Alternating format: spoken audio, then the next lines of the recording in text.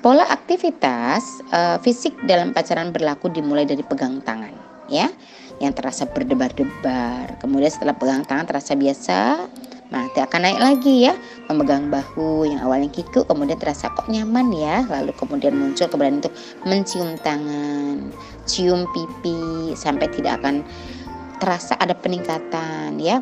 Kemudian tiba-tiba Bu Siti tadi berteriak ketika kali pertama mergoi mereka ciuman bibir. Bu Siti baru merasa stres, padahal dirinya merasa sudah sering memberi peringatan, boleh pacaran, tapi tidak boleh ini itu. Ustazah, kenapa ya kita boleh pacaran gak sih? Pacaran itu apa sih? Ya gitu, kita suka sama seseorang, terus cowoknya suka, terus tembak, terus jadian, ya itu namanya pacaran Ustazah. Oh, kalau kamu suka sama cowok boleh, cowoknya suka, kamu juga boleh. Oh, jadi pacaran boleh, suka itu memang boleh, itu kan fitrah namanya, sifat asli manusia. Laki-laki suka perempuan dan sebaliknya. Yang ATE itu kalau laki-laki suka laki-laki, perempuan itu suka perempuan. Allah memberi pahala yang amat besar bagi laki-laki dan perempuan saling menyukai, kemudian mereka menikah karena Allah. Loh, jadi kalau suka sama cowok tapi belum pengen nikah nggak boleh Ustazah? Ya masih boleh sih, asal kita mengendalikan diri agar tidak melanggar hukum Allah. Misalnya tidak boleh menampakkan auratnya, rambutnya kelihatan dikit aja juga nggak boleh. Terus juga nggak boleh ketemu berduaan aja, tidak boleh bersentuhan, tidak boleh melihat suka sama pengen gitu-gitu ya. Juga tidak boleh cinta banget sampai kebayang terus akhirnya lupa Allah, sampai lupa belajar, lupa sholat, lupa macam-macamnya. Wah, yang aneh Ustazah, kalau pacaran nggak boleh ini itu.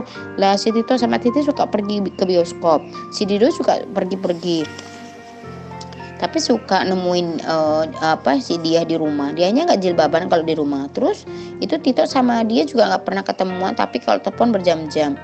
Makanya Rasul bilang kalau ada anak muda suka lawan jenisnya tapi belum bisa menikah disuruh puasa. Ya ustazahnya jawab begitu kan. Lah kalau puasa nanti rasa sukanya bisa hilang ya. Ya enggak juga sih, dengan puasa kita kan jadi ingat Allah terus. Jadi kita enggak sampai melanggar aturan Allah karena ingat sama Allah. Ya enggak usah pacaran aja Ustazah. Dia itu punya kesimpulan sendiri, kita enggak perlulah namanya pacaran. Ini contoh dialog ya. Kalau sama Ustazah nanya, intinya ketika anak sedang jatuh cinta, terlebih dahulu kita harus menghargai perasaannya, ya. Hargai dulu.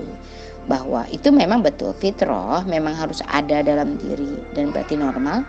Menjelaskan bahwa itu tidak mengapa karena itu fitrah. Barulah kemudian kita dialog ya, berdialog. Tidak boleh membuka aurat ketika bertemu muka dengan lawan jenis, karena jika aurat terbuka akan mengundang nafsu. Tidak boleh melakukan kontak fisik, dilarang ada kontak fisik sesederhana apapun, karena jika berpegangan tangan saja pun akan bisa berkembang lebih jauh.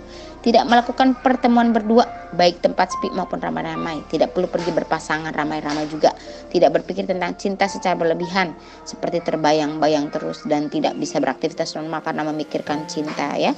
Saya mengamati bahwa sebagian besar anak-anak yang pacarannya kelewat batas adalah anak-anak yang kurang perhatian, kurang belayan orang tua. Maka anak-anak itu mencari perhatian belayan dari orang lain. Anak laki-laki suka pacaran biasanya kekurangan figur ibunya. Ibunya keras, otoriter, suka ngomel, bukan pendengar yang baik ya. Kemudian jika anak perempuan pacaran kelewat batas, biasanya kekurangan figur ayah. Ayahnya keras, kaku, komunikatif, otoriter, tidak dekat dengan anak ya. Maka mari kita penuhi kebutuhan mereka yang dibutuhkan anak-anak kita agar mereka tidak terjerumus pada pacaran yang kelewat batas ya.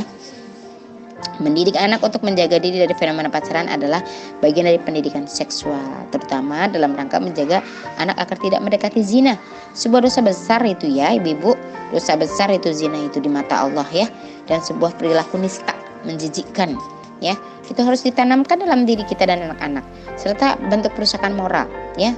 Kalau kita yang sudah menikah pasti akan merasa bahwa itu hanya boleh dilakukan oleh orang yang sudah menikah. Kita sedang sudah menikah malu gitu ya, tidak bisa melakukan di mana saja, tetap harus terkontrol, harus tertutup pintunya dan sebagainya. Bahkan kita mencari situasi-situasi yang tidak ada orang ya.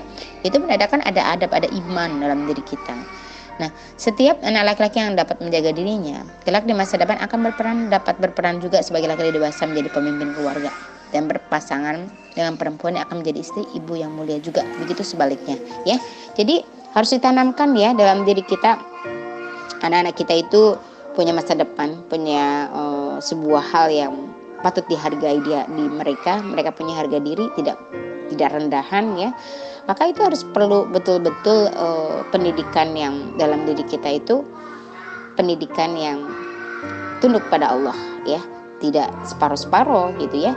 Dan memang membersamai anak itu luar biasa ya, dari waktu-waktu yang tidak boleh kosong. Sehingga memang kalau kita tidak bisa membuat anak-anak yang mendidik, cari pondok-pondok yang bisa membantu kita. Tapi tidak sembarangan pondok ya, harus kenal caranya, membiasakannya, targetnya, dan memposisikan betul anak kita nyaman ya. Dan harus bersabar.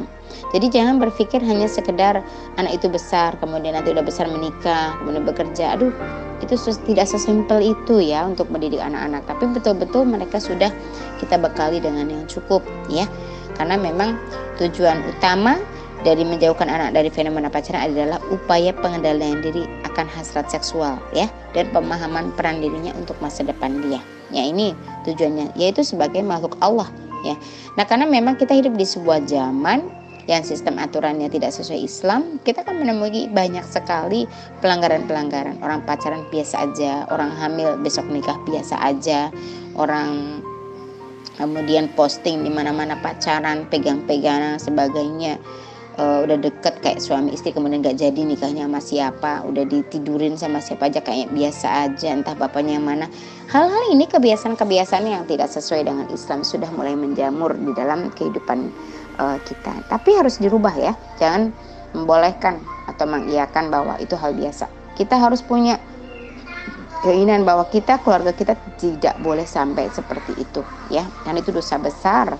Dan kita harus jadi orang-orang terpilih sambil terus nanti memohon pada Allah, muncul aturan-aturan Allah yang kita perjuangkan supaya anak-anak keturunan kita tidak ada yang mengalami hal-hal sedemikian rupa.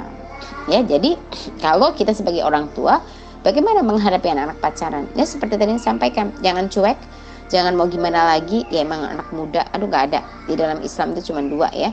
Kalau memang ada anak-anak, ada memayis, kemudian anak yang sudah akhil balik, maka sudah punya dosa. Maka disitulah letak orang tua harus betul-betul mendekat diri kepada Allah, mencari ilmunya, menerapkan dalam keluarga, dan terus memohon kepada Allah supaya kehidupan kita kembali kepada kehidupan Islam, kemudian memperjuangkannya ya, karena aturan Islam itu sangat kita butuhkan ya. Itu dulu bisa saya sampaikan. Maka bagi anak-anak yang masih mungkin sudah mulai pacaran dan sebagainya, jangan cuek. Ayo jadi orang-orang tua yang tergerak yang untuk bisa mendekati mereka, sehingga mereka bisa memahami bahwa pacaran bukan solusi untuk pelampiasan hasrat ya, ingin ada temennya dan sebagainya nanti gitu. Sampaikan, bersabar gitu kan, sampai menuju mereka sudah layak untuk menikah, cukup ilmunya, cukup umurnya, cukup hartanya, dan cukup untuk dipraktekkan ya.